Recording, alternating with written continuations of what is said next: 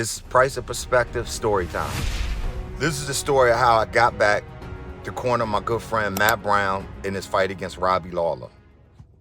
At the time, I was in Thailand. I was in the South. And at this point, I had overstayed my visa. And for those that don't know, I don't know what it's like now, but back in those days, I think it was 2013 or 14. Let's go, bro, man.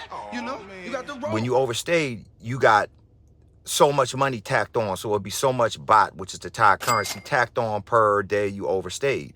And then it would, I think it reached a maximum of, I think, 20,000. After the 20,000, you also got, every time over that, if you kept overstaying, you got, you had to serve jail time. And then after that, depending on how long you overstayed, etc., after your jail time, they will give you what's called the black stamp, which is you can no longer re-enter the Kingdom of Thailand for a certain period of time. I think 3, 5, something like that, years or whatever, before you could re-enter. So I had already set my mind to, I don't need to come back to the U.S. with nothing there for me. So I even prepped my family. I remember calling my brother because I had a Nokia phone, a brick Nokia phone that I had to put money on to keep using. And so I was running out of money because I needed to fight again. And I called my brother with the last little bit I had and say, look, this is the deal. I'm overstaying this visa. I want to accomplish what I want, what I need to do. I was like, but I'm probably going to go to jail, whatever. He was like, I'll explain it to mom. No problem. Just go ahead and fight hard. A little bit of my family dynamics. They was like, don't mess this up then. If you're gonna go to jail, you might as well make it worth it. So I had overstayed, and I forget, I had obviously overstayed the maximum, whatever. And I remember Matt messaged me on Facebook. I don't have Instagram, if it was even around, nor, like I just said, I had a Nokia brick phone, so I don't even know if I could really receive calls from overseas. But Matt says, hey, man, I need you to come back from a fight. And I'm like, shit, man, if I go in there and try to do anything, I'm going to jail because I've already well overstayed. And I had a friend at the time. I was in the South, and I had a friend, and I went and told him, he's like, I know somebody. I'll put you in touch with a guy. I go to the guy. He's like, yeah, I can help you out with that. So he's like, meet me. He's like, well, I'm going to come to your hut. I was in a hut, basically like a hut with a bunch of fighters, a row of hut with a bunch of fighters in there. And he was like, I'm going to meet me here, and I'll take the immigration. I'll take care of it. Get on the back of his, and I got, of course, he has to remain anonymous. So I get on he shows up in the morning before the immigration opens. We get there, we ride on to the immigration, takes me down there. We get into the immigration, and they have these like tickets. You pull out your number for you to wait in line. I remember pulling out my ticket, and he's like, let me see that. He takes it, balls it up, throws it on the floor, not the trash can. Throws it on the floor. I'm like, oh man, this is already a bad start. And one opens up, so I'm like, oh, let's go to this guy. He's like, no, that's not the guy. So now, mind you, I'm nervous as shit.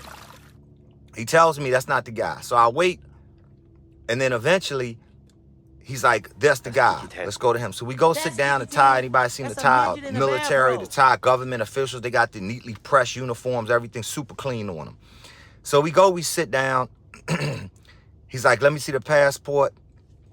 My friend, he speaks fluent Thai, this individual I'm speaking of. I give him the passport, and he gives it back to my friend. My friend takes it, pulls out a little baggie of cocaine. Now I'm shitting. I'm like, oh man, I wasn't supposed to go to jail. Now it's supposed to be after I accomplish everything I want to do. So he puts the cocaine in my passport. He's like, how much money you have? Now, I don't remember. I think it might have been 4,000, maybe a little more.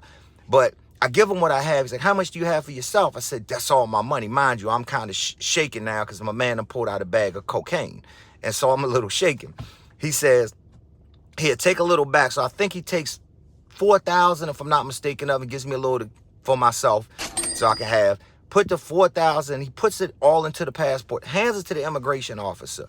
Immigration officer takes the coke out, puts it in his little chest pocket, puts the money in his other pocket, gives us the stamp for me to roll the stamp to how much time I want.